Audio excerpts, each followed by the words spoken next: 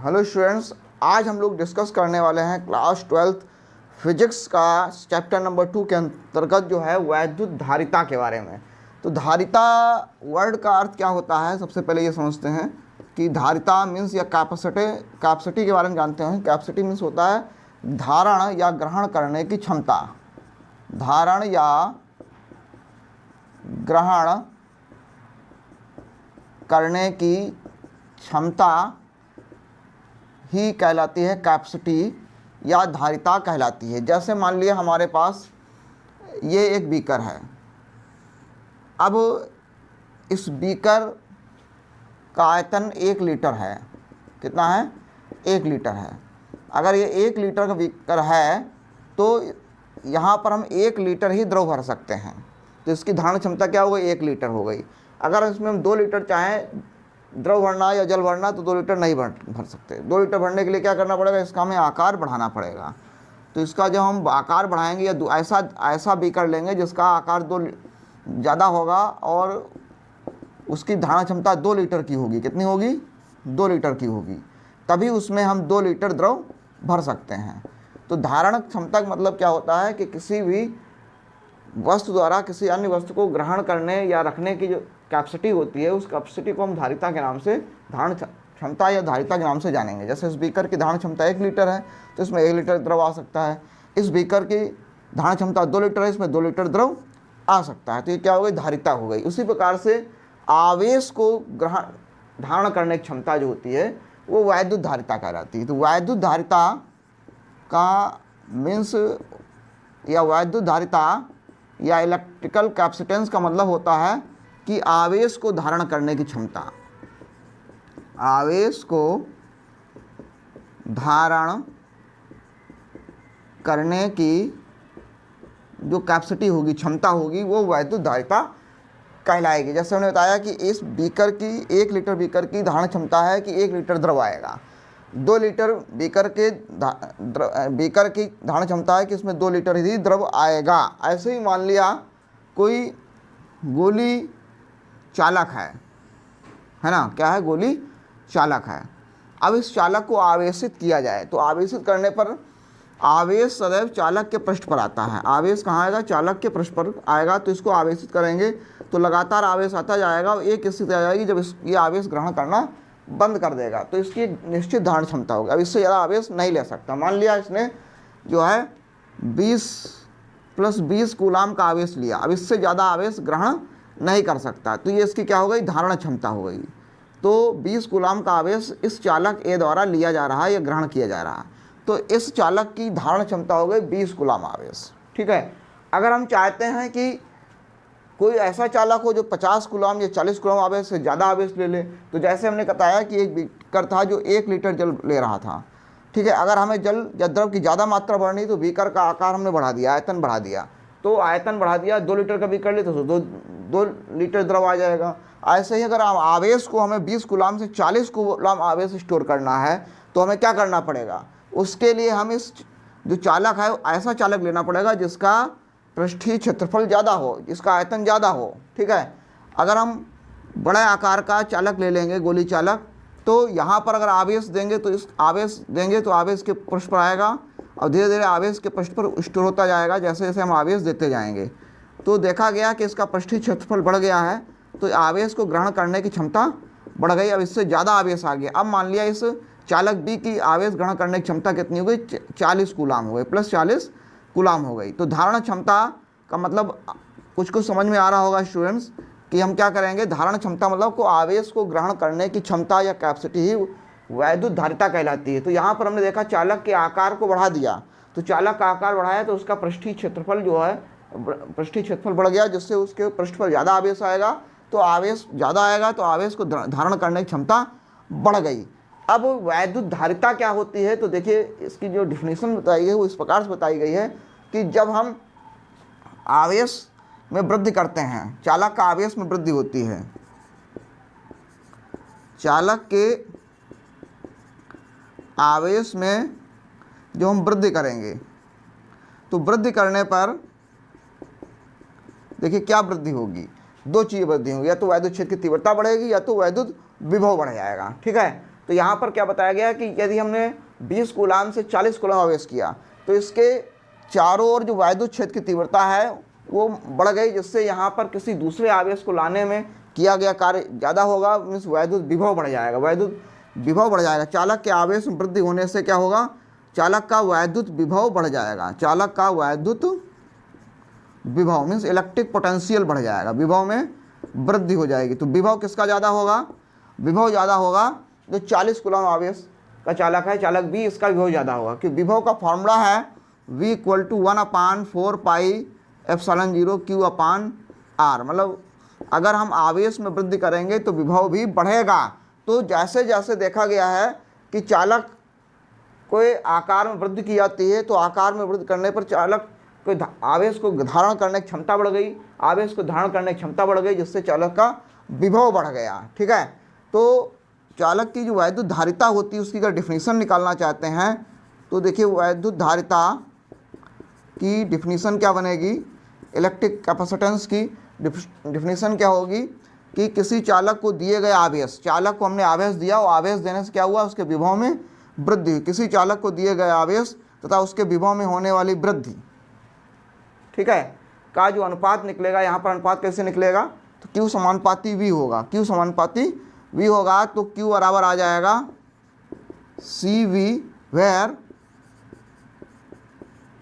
C बराबर चालक की वैद्युत धारिता, मतलब जैसे जैसे हमने आवेश बढ़ाया, आवेश बढ़ाने से विभव के मान में वृद्धि हो गई। ठीक है, तो क्यों, जैसे जैसे हमने आवेश को बढ़ा दिया, आवेश बढ़ाया गया तो उसके चारों वैद्युत क्षेत्र की तीव्रता बढ़ेगी, जिससे विभव बढ़ जाएगा। इसका विभव जैसे V1 है, इसका विभव V2 है, तो यहाँ पर V2 is greater than V1 होगा, विभव बढ़ जाएगा। तो विभव जो होगा वो आवेश के समानुपाती हो गया, तो समानुपाती हटाएंगे तो C आएगा, C क्या होगा, वह चालक की वैद्युत धारिता हो गई। अतः हम कह सकते हैं C बराबर Q/V। अब इस फार्मूले से परिभाषा निकाल सकते हैं। Q है क्या है, चालक को दिया गया आवेश, V क्या है, चालक के विभव में होने वाली वृद्धि। तो किसी चालक को दिए गए आवेश तथा उसके विभव में होने वाली वृद्धि के अनुपात को चालक की वैद्युत धारिता कहते हैं। ये इसकी हम डिफिनीशन लिख सकते हैं, किसी चालक को दिए गए वैद्युत आवेश तथा उसके विभव में होने वाली वृद्धि के अनुपात को उस चालक की क्या कहलाएगी, वैद्युत धारिता कहलाएगी। वैद्युत धारिता C कहलाती है। तो स्टूडेंट समझ में आया होगा कि किसी चालक को अगर आवेश देंगे तो आवेश कारण क्या होगा, विभव में वृद्धि होगी, तो उसके विभव में होने वाली वृद्धि का जो अनुपात निकलेगा, जो रेशियो निकलेगा, उस रेशियो को उस चालक की वैद्युत धारिता C कहते हैं। इसको नोट कर लें, फिर इसका इस मात्रक यूनिट, और फिर हम किसी भी चालक पर धारिता का व्यंजक क्या होगा, इस व्यंजक के बारे में हम डिस्कस करेंगे। इसको नोट कर सकते हैं स्टूडेंट्स।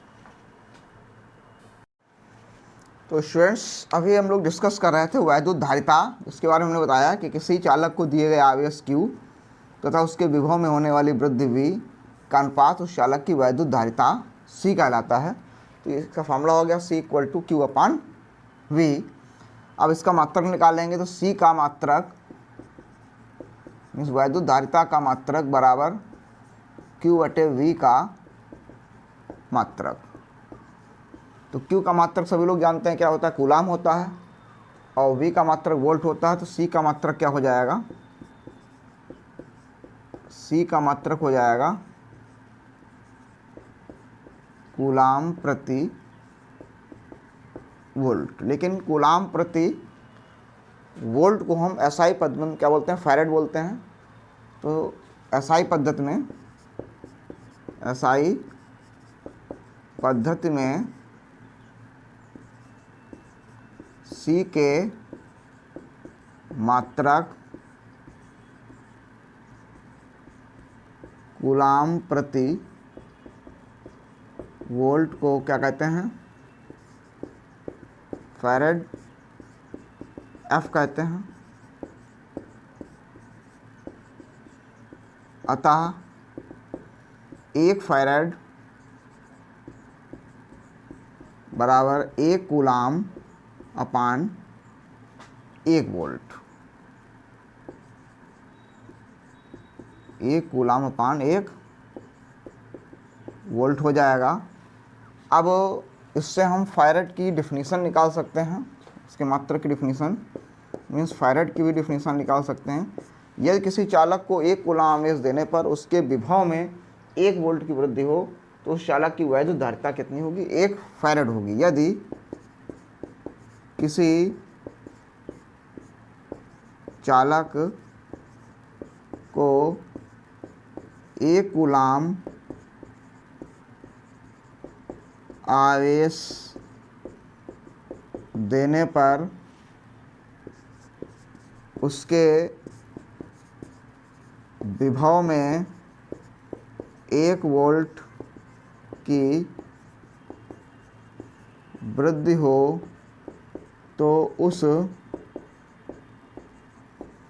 चालक की वैद्युत धारिता 1 फैरेड होगी। ठीक है स्टूडेंट, तो ये रन कर लेंगे, पूछ दी जाती है कभी कभी फैरेड परिभाषा। अब हम निकाल लेंगे वैद्युत धारिता का मात्रक, तो हो गया, बिमी सूत्र निकालेंगे। तो वैद्युत धारिता C का बिमी सूत्र बराबर Q अपान V का विमी सूत्र। तो Q का विमी सूत्र Q आवेश है, आवेश का फॉर्मूला होता है Q और IT, तो IT से विमी सूत्र बनेगा इसका AT, और V होता है विभव, विभव होता है W/Q। तो इससे इसका विमी सूत्र बनाएंगे। तो देखिए, अगर सूत्र नहीं पता है इस फॉर्मूले से बना सकते हैं। V = W/Q होता है। W होता है, W का विमी सूत्र होता है mL²T-2 और Q का होता है AT। तो इसको हल करेंगे तो आ जाएगा mL²T-2 में T एक और जुड़ जाएगा, T-3 A-1। तो इसको हल कर देंगे तो आ जाएगा m⁻⁻1 L⁻⁻2 T⁻⁻3 और एक T जुड़ जाएगा T⁻4 A।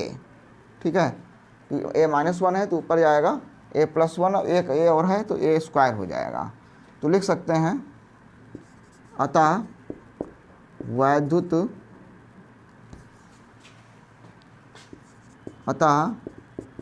वैद्युत धारिता C का M के ऐसे मीटर किलोग्राम सेकेंड एम्पियर पद्धति में जो मात्रक बनेगा वो आ जाएगा M से किलोग्राम -1, L से मीटर -2, T से सेकेंड की घात 4 और A से एम्पियर की घात 2। तो ये M के ऐसे पद्धति में अगर मात्रक पूछा जाए तो kilogram -1, metre -2, second square, ampere इस सेकेंड पावर 4 एम्पियर स्क्वायर होगा। ठीक है, तो इस प्रकार से हम वैद्युत धारिता के सूत्र से ही परिभाषा निकाल सकते हैं। हमने बताया सूत्र याद कर लीजिए, C/Q, C = Q/V। Q क्या है, चालक को दिया गया आवेश, V क्या है, चालक के विभव में होने वाली वृद्धि। क्योंकि जब आवेश देंगे तभी विभव में वृद्धि होगी। तो चालक को दिए गए आवेश तो उसके विभव में होने वाली वृद्धि के अनुपात को चालक की वैद्युत धारिता कहते हैं। अब इसी फार्मूले से हमने मात्रक निकाल लिया कूलाम पर वोल्ट, जिसे हम फैरेड कहते हैं। फैरेड की डिफिनेशन हो गई, किसी चालक को दिए गए आवेश उसके विभव में होने वाली वृद्धि का अनुपात किसी चालक को दिए गए आवेश, चालक को यदि 1 कूलाम आवेश दिया जाए तो उसके विभव में अगर 1 वोल्ट की वृद्धि हो तो उस चालक की वैद्युत धारिता 1 फैरेड होगी। अब हम फार्मूले से इसका विमी सूत्र निकाल सकते हैं। विमी सूत्र से हम कैसे पद्धति में मात्रक निकाल सकते हैं, इसको स्टूडेंट नोट कर लें। फिर हम लोग डिस्कस करते हैं किसी भी विलगित गोली चालक की वैद्युत धारिता का व्यंजक किस प्रकार से ज्ञात किया जाएगा, इसको नोट करिए। हेलो स्टूडेंट्स, अब हम लोग डिस्कस करेंगे विलगित गोली चालक की धारिता, mean capacity of an isolated spherical surface. Isolated या विलगित का मतलब है कि जो हमारा गोली चालक है आर्तिज्या का, इसके पास कोई दूसरा कोई चालक उपस्थित नहीं है। क्योंकि दूसरा अगर कोई चालक होगा तो इसके आवेश का मान जो होगा प्रभावित हो सकता है। इसलिए विलगित का मतलब है कि इसके निकट कोई दूसरा चालक स्थित नहीं है। अब ये r त्रिज्या का जो खोखला गोली कोष है, गोली चालक है, इस पर हमने प्लस क्यू आवेश दिया, तो प्लस क्यू आवेश इसके पृष्ठ पर एक समान रूप से वितरित हो गया। तो जब कोई भी चालक को दिया गया आवेश उसके पृष्ठ पर एक समान रूप से वितरित हो जाता है, तो ऐसा जो पृष्ठ होता है वो समविभव पृष्ठ कहलाएगा। कैसा पृष्ठ कहलाएगा? समविभव पृष्ठ कहलाएगा, क्योंकि इस पृष्ठ के प्रत्येक बिंदु पर वैद्युत विभव का जो मान होगा वो समान होगा और वैद्युत बल रेखाएं पृष्ठ के लंबवत होंगी, जो कि यहाँ पर दिखाई गई हैं। ये वैद्युत बल रेखाएं पृष्ठ के लंबवत होती हैं और इसके प्रत्येक बिंदु पर विभव जो है वो समान होता है। ठीक है, इसलिए इस गोली कोष को पृष्ठ को हम बोलेंगे समविभव पृष्ठ बोलेंगे। तो ठीक है, यहाँ पर ये लिख लिया जाएगा, लेट कर सकते हैं कि माना r त्रिज्या का एक विलगित गोली चालक के परावैद्युतांक के माध्यम में स्थित है। माध्यम में स्थित है, इसका मतलब ये है कि इसके चारों ओर जो माध्यम है वो यहाँ पर वायु के अतिरिक्त कागज़ हो सकता है, लकड़ी हो सकती है या मोम हो सकती है, मतलब कोई माध्यम हो सकता है। इसलिए यहाँ के परावैद्युतांक के माध्यम में स्थित है। ठीक है, चालक को प्लस क्यू आवेश देने पर या इसके पृष्ठ पर एक समान रूप से वितरित है। कैसे है? एक समान रूप से वितरित होता है, वितरित होता है। ठीक है, अतः यह एक कैसा पृष्ठ होगा? समविभव पृष्ठ होगा। लिखेंगे अतः गोली चालक की धारिता, तो गोली चालक का विभव पहले निकालेंगे, धारिता से पहले विभव निकालेंगे। v इक्वल टू 1/4πε0 के आवेश q है, त्रिज्या r है, तो 1/4πε0 के q/r। तो इसलिए गोली चालक की धारिता C बराबर q/v से q/v का मान रख देंगे हम 1/4πε0 के गुणे q/r। तो q कैंसिल हो जाएगा और C की वैल्यू आ जाएगी, ये ऊपर चला जाएगा 4πε0 के r। ठीक है, तो यहाँ पर ये देखा गया है किसी चालक की जो धारिता है, आवेश को धारण करने की क्षमता है, वो स्पष्ट हो रही है। क्या स्पष्ट हो रही है?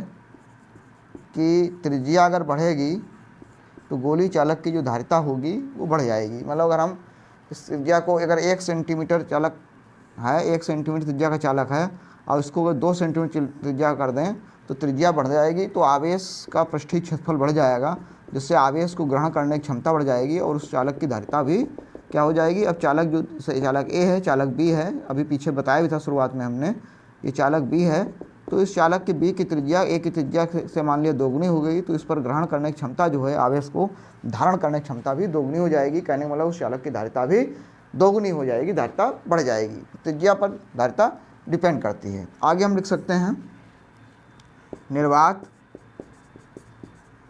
या वायु के लिए k बराबर 1 होता है, तो समीकरण 1 से c बराबर 4πε0 r हो जाएगा। ये समीकरण 2 हो जाएगा।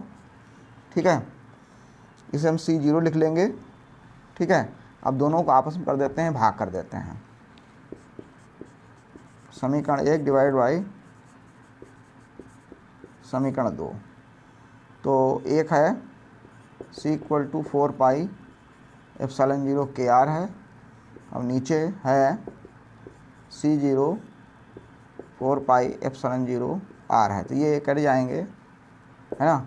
तो C/C0 क्या आएगा, ये हम कह सकते हैं C = C0K, मतलब वायु में धारिता और परावैद्युतांक दोनों के गुणनफल जो होता है वो परावैद्युत माध्यम में धारिता के बराबर हो जाएगा। ठीक है, तो इसको नोट कर लीजिए। इस पर स्टूडेंट कुछ न्यूमेरिकल लगेंगे, और यहाँ पर ये भी आज पूछा जा सकता है कि सिद्ध कीजिए किसी गोली चालक की धारिता उसकी त्रिज्या के समानुपाती होती है, तो यहाँ पर ये सिद्ध भी हो जाता है।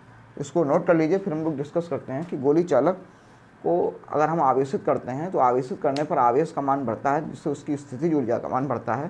तो स्थितिज ऊर्जा का मान कितना होगा गोली चालक को आवेश देने पर जो है।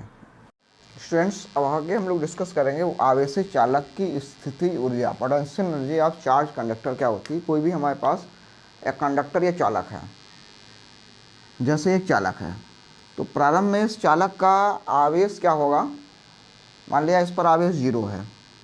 अगर इस पर आवेश 0 है तो विभव भी क्या होगा, 0 होगा। अब हम क्या करेंगे, इस चालक को धीरे धीरे आवेशित करेंगे, धीरे धीरे आवेश देंगे। जैसे हम 1 कूलाम आवेश देंगे, अगर 1 कूलाम आवेश देंगे तो विभव भी मान लिया 1 वोल्ट हो गया, या विभव बढ़ेगा। फिर हमने आवेश 2 कूलाम दिया तो विभव भी मान लिया 2 वोल्ट हो गया। तो जैसे जैसे आवेश दिया जाता है वैसे वैसे विभव में क्या होती है, वृद्धि होती जाती है। तो देखा गया है किसी चालक को आवेशित करने में किया गया संपूर्ण कार्य उस चालक की वैद्युत स्थितिज ऊर्जा कहलाता है। तो स्थितिज ऊर्जा का मतलब क्या होता है, किसी चालक को क्या किया गया, आवेशित किया गया। पहले तो आवेश 0 था, विभव 0 था, हमने बताया। फिर आवेश दिया गया तो विभव बढ़ेगा। तो विभव देने में जो कार्य किया गया या आवेश देने में जो कार्य किया गया, चालक को आवेशित करने में किया गया संपूर्ण कार्य, मतलब जितना भी संपूर्ण कार्य किया जाएगा वह चालक की क्या कहलाएगा, स्थितिज ऊर्जा कहलाता है। क्या कहलाएगा, स्थितिज ऊर्जा कहलाएगा। ठीक है स्टूडेंट्स, स्थितिज ऊर्जा कहलाता है। स्थितिज ऊर्जा मीन्स पोटेंशियल एनर्जी। ठीक है, तो potential energy of a conductor is equal to the total burden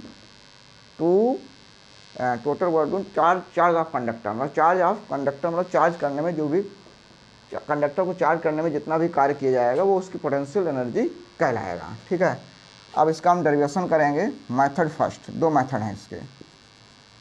method first पहले प्रथम विषय करेंगे, फिर सेकंड विषय करेंगे। ठीक है, तो इसके लिए मान लिया जाएगा कि हमारे पास चालक है और लेट करेंगे कि प्रारंभिक आवेश जो है चालक पर Q = 0 है, तो विभव भी 0 होगा। ठीक है, अब बाद में आवेश Q = Q हो गया तो विभव भी V से, मतलब विभव भी बढ़ के V हो जाएगा। तो लिखा जाएगा, माना चालक पर प्रारंभिक आवेश 0, 0, 0 है, 0 व विभव भी 0 है। कैसा है, 0 है। जब चालक को Q आवेश दिया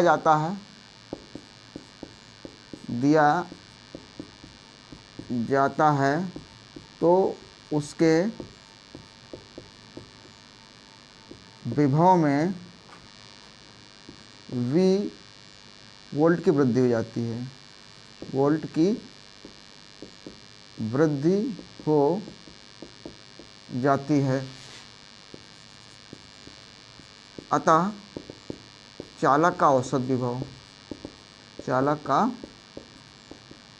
औसत विभव V बराबर औसत विभव जो होगा वो प्रारंभिक विभव V, प्रारंभिक विभव क्या है, 0 है, अब अंतिम विभव क्या है, v है बटे 2, तो हो गया v/2, ये औसत विभव हो गया। अब लिखेंगे चालक को आवेशित करने में किया गया कार्य W क्या होता है, औसत विभव गुणे आवेश,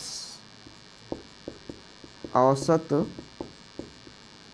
विभव गुणे दिया गया आवेश। तो औसत विभव हो गया v/2, जिसको 1/2v, और आवेश दिया हमने q, तो W = VQ हो गया। लिखेंगे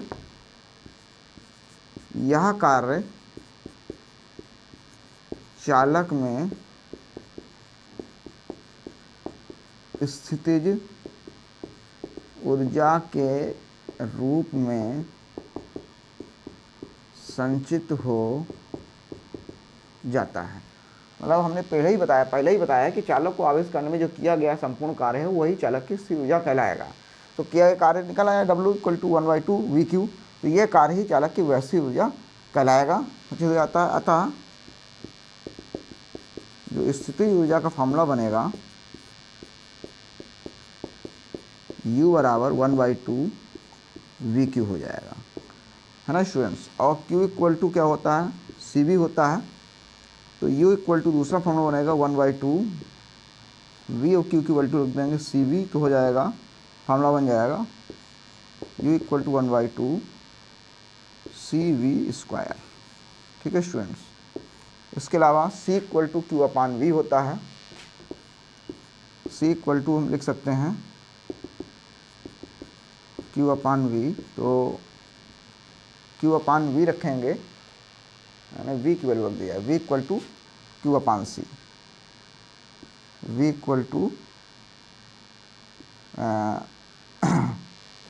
Q/C, V = Q/C रखते हैं, V की वैल्यू निकाल लें Q/C, तो देन आ जाएगा U = 1/2C, और V की वैल्यू रखेंगे Q/C, तो Q² C² हो जाएगा, एक C कट जाएगा, तो U = ½ Q²/C, ये भी फार्मूला बन जाएगा। तो इस प्रकार से हमें 3 फार्मूले यहाँ पर प्राप्त होंगे, जिनको एक साथ नोट कर सकते हैं। U = ½ VQ, एक तो आ जाएगा पहला फार्मूला VQ, दूसरा V = ½ CV², सबसे मेन फार्मूला यही है, और तीसरा 1/2 Q²/C। ये 3 फार्मूले स्थितिज ऊर्जा, चालक की स्थितिज ऊर्जा के 3 फार्मूले होंगे। इसको नोट कर लीजिए, इन पर न्यूमेरिकल लगेंगे और डेरिवेशन भी आता है स्टूडेंट। तो ये तो हो गया मेथड फर्स्ट। अब हम सेकंड मेथड समाकलन के द्वारा भी हम इसका डेरिवेशन कर सकते हैं। इसको नोट कर लीजिए, फिर सेकंड मेथड देखते हैं हम लोग। अब स्टूडेंट्स हम लोग किसी चालक की स्थितिज ऊर्जा के व्यंजक का सेकंड मेथड देखेंगे समाकलन विधि द्वारा। ये क्या होगा, समाकलन मेथड होगा। ठीक है, तो इसके लिए मान लिया गया कि हमारे पास जो चालक है, इस चालक की जो धारिता है C है, और प्रारंभिक आवेश हमने Q' दिया, तो इससे विभव इसका V' होगा। ठीक है, ये मान के चलेंगे। तो लिखा जाएगा, माना चालक की धारिता C है, क्या है, C है, चालक को Q' आवेश देने पर यदि विभव V' हो तो V' = Q'/C। ठीक है स्टूडेंट्स। अब लिखेंगे अतः अब हम क्या करेंगे, इस चालक पर अनंत से dq आवेश लाएंगे। कितना आवेश लाएंगे, dq आवेश। ठीक है, अतः चालक पर dq आवेश लाने में किया गया कार्य, लाने में किया गया कार्य dW, कार्य होता है विभव जो कि है तुम्हारा वी डैश और वी डैश डी क्यू, आवेश हम डी क्यू ला रहे हैं तो वी डैश डी क्यू हो जाएगा। अब वी डैश की वैल्यू हम लोग निकाल चुके हैं तो हो जाएगी क्यू डैश अपान सी इंटू डी क्यू। ठीक है, ये हो गया अनंत सूक्ष्म आवेश लाने में किया कार्य। लेकिन अगर हम आवेश लाएं, यदि चालक पर आवेश लाया जाए, चालक पर Q बराबर 0 से Q बराबर Q आवेश लाने में किया गया कार्य, लाने में किया गया कार्य, तो W हो जाएगा, इसकी हम इंटीग्रेशन समाकलन कर देंगे, इंटीग्रेशन, और लिमिट हो जाएगी। आवेश पहले 0 था तो 0 लिमिट हो गई, अब आवेश Q लाए हैं तो Q हो गई बराबर, और कार्य है dW, तो हो गया 0 से Q, और dW वैल्यू हो जाएगी Q dash upon C into D Q. तो C का मान, क्योंकि धारिता तो बदलेगी नहीं, जितनी धारिता उतनी रहेगी, इसको हम बाहर निकाल लेंगे, और समाकलन जो होगा हमारा Q डैश डी क्यू का होगा। ठीक है, तो इसका फॉर्मूला है, समाकलन पढ़ा होगा, x की घात n इंटू डी एक्स अगर है तो हो जाता है x की घात n+1 अपान n+1। ये फार्मूला याद कर लीजिए, पूरी फिजिक्स में जहाँ भी समाकलन होगा लगभग ये फार्मूला प्रयोग होगा। x की घात n इंटू डी एक्स अगर है तो जो घात होगी वो x के ऊपर चढ़ जाएगी, x की घात हो जाएगी n+1, और नीचे जो घात होती है n+1 वो वही लिखी जाएगी n+1। ठीक है, ये फार्मूला है, ये आप लोगों को मैथ में समाकलन में पढ़ाया जाएगा आपको। ठीक है, तो इस फार्मूले का यूज़ जब करेंगे तो देखिए यहाँ पर वैल्यू क्या आएगी हमारी, W इक्वल टू 1/c, और यहाँ पर Q डैश की वैल्यू हो गई, Q x है तो x यहाँ पर Q डैश है तो लिखेंगे Q डैश की पावर हो गई क्या है n+1, तो इसकी पावर कोई नहीं तो 1 मान लीजिए, तो 1+1 हो गया, और नीचे भी 1+1 होगा, और लिमिट हो गई 0 से Q, तो हो जाएगा 1/c, तो Q डैश की वैल्यू हो जाएगी 1+Q डैश की वैल्यू हो जाएगी 1+1 क्या हो जाएगी, Q डैश की वैल्यू 1+1 2 हो जाएगी, तो Q डैश का स्क्वायर हो जाएगा, नीचे 1+1 2 हो जाएगा, और लिमिट हो जाएगी 0 से Q। तो इसको हल करेंगे तो 2 बाहर आ जाएगा, तो 1/2c हो जाएगा, और यहाँ पर Q डैश की वैल्यू हम एक बार लिमिट में Q लेंगे तो Q डैश की यहाँ Q लिखेंगे तो Q स्क्वायर हो जाएगा, और एक बार Q डैश की यहाँ पर 0 लिखेंगे तो 0 हो जाएगा। तो ये फॉर्मूला बन जाएगा 1/2 Q स्क्वायर अपान C। ठीक है, ये हो गया कार्य। अब लिखेंगे यह कार्य चालक में स्थितिज ऊर्जा के रूप में संचित हो जाता है, तो U बराबर हो जाएगा 1/2 Q स्क्वायर अपान C। ठीक है, अब इससे हम अलग अलग फार्मूले निकाल सकते हैं, जैसे पीछे भी निकाले थे फर्स्ट मेथड में। Q इक्वल टू CV हो जाएगा, तो 1/2 Q की वैल्यू रख देंगे, CV तो C square V square upon C, तो C कट जाएगा, जब C से C कट जाएगा तो फार्मूला बन जाएगा 1/2 CV स्क्वायर। अब V इक्वल टू लिख सकते हैं, V इक्वल टू लिख सकते हैं हम Q अपान C, V की वैल्यू लिख सकते हैं Q अपान C। तो देखिए फार्मूला क्या बन जाएगा, U इक्वल टू 1/2 C, और V की रखें Q अपान C, तो V स्क्वायर है, तो हो जाएगा Q square upon C square, यहाँ से C कैंसिल हो जाएगा, तो ये हो जाएगा, ये तो हम लोग निकाल चुके हैं Q स्क्वायर अपान C, तो एक हो गया Q स्क्वायर अपान C हो गया, एक हो गया हमारा हो गया दूसरा Q equal to CV half CV square, तीसरा निकालना है Q इक्वल टू CV, एक तो हो गया 1/2 CV स्क्वायर। अच्छा, तीसरा फॉर्मूला हमें चाहिए, तो अब C इक्वल टू QV ले लें, C equal to Q upon V ले लें, यहाँ पर हम लोग C equal to Q upon V ले लें, तो देखिए क्या आ जाएगा यहाँ पर, U इक्वल टू 1/2 C की वैल्यू Q अपान V हो गया इंटू V स्क्वायर हो गया, तो यहाँ से एक V भी कट जाएगा, तो तीसरा एक आ गया 1/2 QV आ गया, तो तीनों फार्मूले आ गए। पहला फार्मूला तो ये हो गया U equal to half CV Q square upon C, दूसरा हो गया हाफ CV स्क्वायर, और तीसरा हो गया हाफ क्यू वी। तीनों फार्मूला जिस प्रकार पीछे फर्स्ट मेथड से निकालेंगे उसी प्रकार सेकंड मेथड से निकालेंगे। ये ज़्यादा सरल मेथड है, इंपॉर्टेंट है, ठीक है, इसको स्टूडेंट नोट कर लें, फिर हम लोग आगे डिस्कस करते हैं। स्टूडेंट्स अब हम लोग डिस्कस करेंगे एक वैद्युत चालक की धारिता से रिलेटेड एक महत्वपूर्ण क्वेश्चन है। कह रहा है C1 और C2 धारिता वाले दो चालक पर आवेश है Q1 व Q2। मान लिया ये एक गोली चालक है जिसकी धारिता A है, इसकी धारिता C1 है, और ये एक दूसरा गोली चालक है B जिसकी धारिता C2 है, ठीक है। इन पर आवेश है Q1 और Q2 और आवेश है Q1 और Q2। फिर कह रहा है इनका विभव भी दिया गया है V1 और V2। फिर आगे कह रहा है कि इनको स्पर्श कराकर फिर से अलग कर दिया गया। तो स्पर्श कराते हैं तो आवेश का पुनर्वितरण होता है, जिससे आवेश उच्च विभव से निम्न विभव की ओर स्थानांतरित होता है। और आवेश का स्थानांतरण जब तक होता है जब तक कि दोनों चालकों के विभव बराबर ना हो जाएं, ठीक है। जब दोनों चालकों के विभव बराबर हो जाते हैं तो उस स्थिति में आवेश का स्थानांतरण बंद हो जाता है, जिससे उनके विभव बराबर हो जाते हैं, लेकिन आवेश के मान बदल जाते हैं। जैसे पहले Q1 आवेश था, अब नया आवेश Q1 डैश हो जाएगा और नया आवेश Q2 डैश हो जाएगा। तो उस स्थिति में सिद्ध करना है कि Q1 डैश अपान Q2 डैश बराबर C1 अपान C2।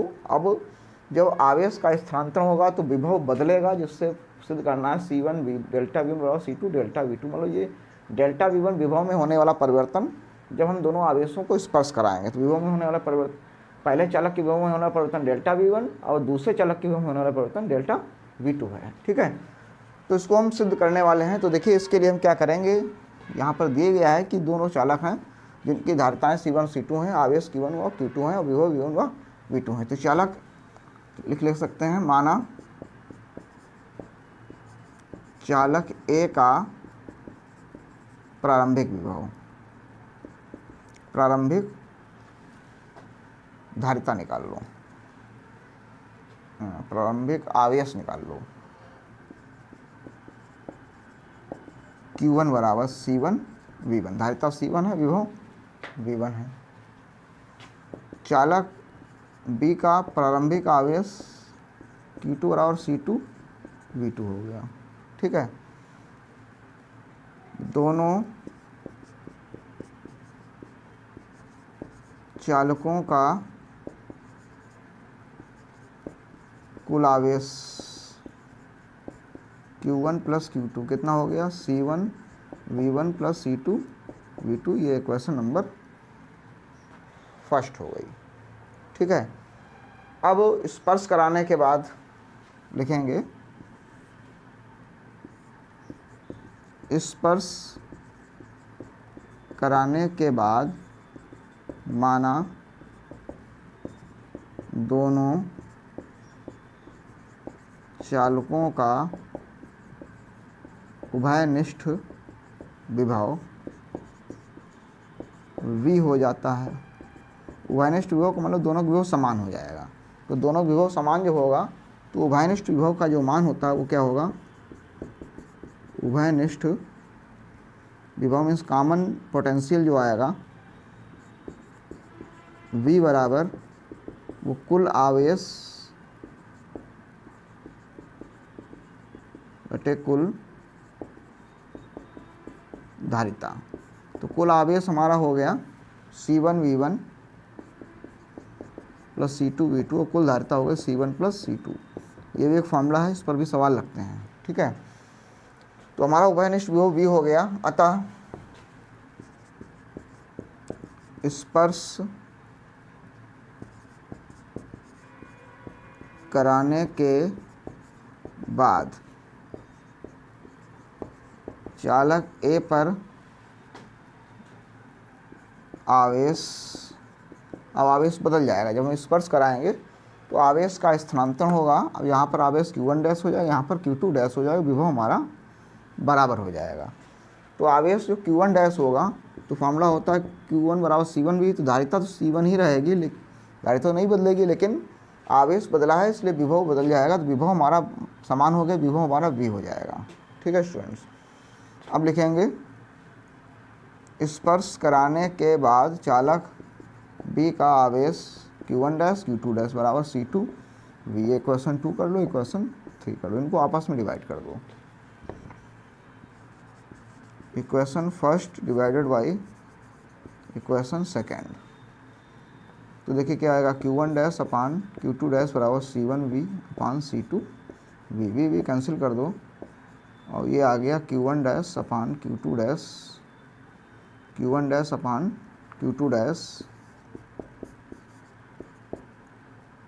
Q1 डैश अपान Q2 डैश बराबर C1 अपान C2। तो इस प्रकार से हम स्टूडेंट्स ये पहला व्यंजक सिद्ध कर चुके हैं कि जब हम दोनों चालकों को स्पर्श कराएंगे तो दोनों के विभव समान हो जाएंगे, इसलिए आवेश C1V1 और C2V2 का वी कट जाएगा, तो Q1 डैश अपान Q2 डैश बराबर C1 अपान C2 के बराबर आएगा। अब हम इसके आधार पर सिद्ध करेंगे कि जो C1 डेल्टा V1 है वो C2 डेल्टा V2 बराबर कैसे होगा। तो देखिए, मान लिया कि चालक A पर प्रारंभिक आवेश Q1 जो था 15 कूलाम था। कितना था? 15 कूलाम। दूसरा चालक जो QCB है इस पर आवेश था 25 कूलाम। अब इसका विभव V1 था, इसका विभव V2 था। समझना बात को। अब दोनों हमने चालकों को आपस में जोड़ दिया, तो उच्च विभव से निम्न विभव की ओर आवेश का स्थानांतरण हुआ। तो आवेश मान लिया 20 से A की ओर आया, तो 20 से A की ओर आएगा। जो आवेश आएगा तो क्या होगा कि आवेश का पुनर्वितरण होगा। और आवेश का पुनर्वितरण कैसे होता है? दोनों आवेशों का एवरेज हो जाता है। 15 + 25/2 मतलब 40/2 मतलब 20 आ जाएगा। अब यहाँ पर 15 में क्या हुआ, 5 जुड़ेगा, मतलब आवेश 20 हो गया, 20 कूलाम। लेकिन यहाँ पर 25 में क्या होगा, 5 घटेगा, तो यहाँ पर आवेश क्या होगा, 20 कूलाम। तो यहाँ पर आवेश बढ़ा, चालक A पर आवेश बढ़ गया और चालक B पर आवेश क्या हुआ, घट गया। अब दोनों चालकों के आवेश परिवर्तित होकर बराबर हो गया। इसी प्रकार से विभव भी बराबर हो जाएंगे। मान लिया इसका विभव जो था वो 4 वोल्ट था और इसका विभव था 6 वोल्ट, V2 था 6 वोल्ट। तो आवेश जब Q1 पर आवेश बढ़ा तो विभव भी तो बढ़ जाएगा। तो विभव मान लिया अब दोनों का विभव कैसे हो गया, 4 + 6/2 बराबर 10/2 बराबर 5। तो इसका विभव 4 + 1 हुआ 5 वोल्ट और इसका विभव 6 - 1 बराबर 5 वोल्ट। समझ रहे हो बात को? तो चालक A का विभव 5 वोल्ट होना का मतलब है यहाँ पर विभव बढ़ गया, और चालक B का 6 - 1 मतलब 5 वोल्ट होने का मतलब है इसका विभव 1 वोल्ट घट गया।